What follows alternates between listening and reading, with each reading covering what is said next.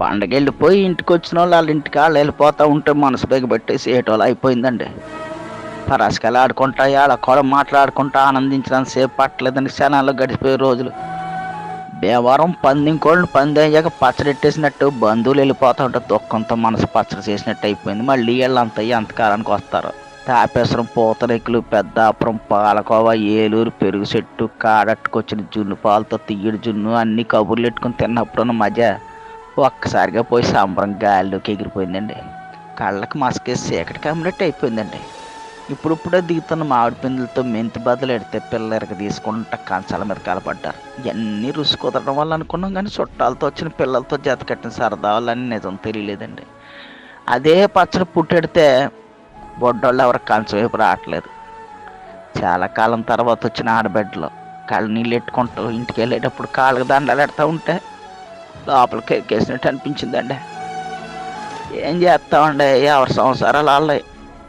బరువు ఎక్కిన గుండుతో సెంగుని సరువుడి కట్టి కాళ్ళకి పసుపు రాసి కొత్త బట్టలతో కట్నాలట్టు పంపుతూ ఉంటే మళ్ళీ అప్పగింతలప్పుడు వచ్చిన దుఃఖం పొగులు పొగులు వచ్చేస్తుందండి.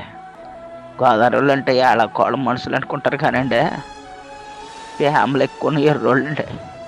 చాలామందికి తెలవదండి. రైతులంతా ప్రపంచానికి బోబెట్టడానికి పొలం వైపు పోవడానికి సిద్ధమైపోతున్నారు. పాలోళ్ళు క్యాన్లు తోసుకుని రేపటి నుంచి పాలు వేయడానికి తయారైపోతున్నారు.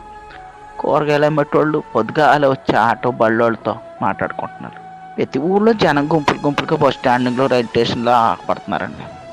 చూస్తూ ఉండగానే అయిపోయిందండి పెద్ద పండుగ. వెళ్తా మా మానెళ్ళు మేనగోళ్ళు యాసంశాలకు వస్తామా అంటూ ఏడుతూ వెళ్ళిపోతుంటే గొంతులు ఏదో అడ్డన్నట్టు అయిపోయిందండి. ఆ పిల్లలు మొక్కలు చూస్తే జాలేస్తుందండి. హాయిగా ఆడుకుంటూ నవ్వుతూ తుళ్ళుతూ పండగ గడిపేశారు. రేపటి నుంచి మళ్ళీ మామూలే అనుకుంటాం కానండి, సంబరం ఒకేసారి ఇల్లులో వచ్చేస్తే అది పోయేటప్పుడు పుట్టిన దుఃఖం కూడా ఇస్తుందండి. క్షణంలో గోదావరి చూడాలంటే మీరు రాజమండ్రి వెళ్ళక్కలద్దండి. మనుషులు కళ్ళు చూస్తే చాలండి, ప్రతి మనుషులో 3 గోదావరి కనిపిస్తాయి. 2 కళ్ళు 2 పాయలు, మనసులో అక్కడ గోదావరి. ఎంత బాధ వచ్చినా తప్పదు కదండి. రోజులు గడాలంటే మళ్ళీ అందరూ ఎవరి పనిలో కళ్ళు వచ్చేయాలి.